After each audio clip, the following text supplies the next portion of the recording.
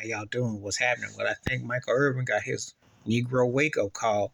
Apparently, the Super Bowl NFL Network then dropped him from being a commentator because apparently he had some exchange with some woman for 45 seconds out in the lobby, and they said something. But he ain't been charged with nothing. They ain't say no more. Now, Michael Irvin is somebody from University of Miami, and he played for Dallas Cowboys, was one of the greatest wide receivers, one of the greatest Dallas Cowboys ever, three-time Super Bowl champion. Um, he got a couple rings off my Buffalo against my Buffalo Bills, which I won't forget. He was physically dominant. Be honest with you, the most important player the Cowboys had, even when you had Troy Aikman, you had Emmitt Smith, and you had that offensive line, which was beasting with Nate Newton and etc., and when you had Charles Haley and Deion Sanders. But Michael Irvin, you had no. He really was the voice, even with Jimmy Johnson as the coach and Jerry Jones the owner. He was that straw that stirred that Cowboys glass.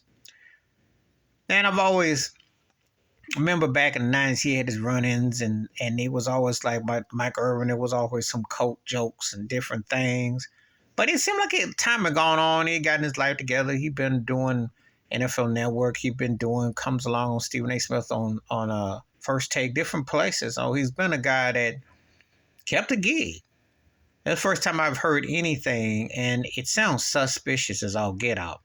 But I think, you know how these folks is. They turn on you. And when you black, I don't care who you is, all it takes is one time they said you look cross-eyed. He said he had a little something to drink.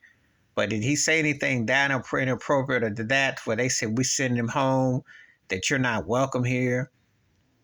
You got to kind of wonder about it, You got to kind of wonder what's going on that they would do this to him, because he carries weight in terms of getting respect, but this is a biggie, and he's perplexed, and there needs some more explaining to it. Need to hear more basis, because unless you got some charges, or he grabbed a peak, or he grabbed, or he did say something, you got to come with more than just we just gonna send you home, and we don't want you to be part of this. That seems to be a lot more going on with it. But he may be getting his wake-up call, because bound to happen. And he does, he does shuffle along and grin and happy to be there. Can't never trust the price situation. Just telling you. Can't never trust it. You just a matter of time before they're going to come and mess with you.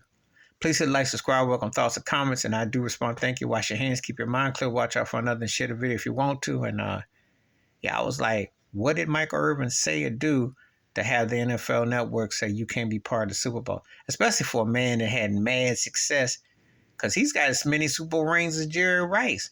And he's been very successful. Hall of Famer, great player. Why did they want to send him home? That is an unanswered question. I'm out.